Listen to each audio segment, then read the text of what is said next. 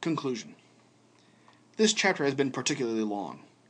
This is because Christ, as the personal point of contact between God and humanity, is the beginning, middle, and end of all our reflections about God, humanity, and the relationship between the two. As we turn to consider the other persons of the Trinity, and the Trinity as a whole, our thinking will be fundamentally shaped by the actual event of the Incarnation and what it tells us. Then, in the discussion about eschatology, or the culmination of God's kingdom, what we have to say will be grounded in what we actually see in Christ. Finally, when we speak of individual salvation and the corporate expression of that salvation in the church, they will not be topics that are completely different than what has already been accomplished in Christ, but fully integrated with the content of this chapter.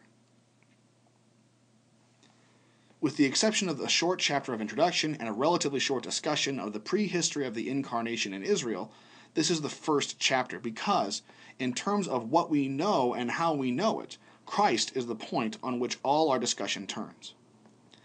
Theoretically, Travis? yes? There's somebody who wants to know about publications on line 1. Could you take that, please? Sure.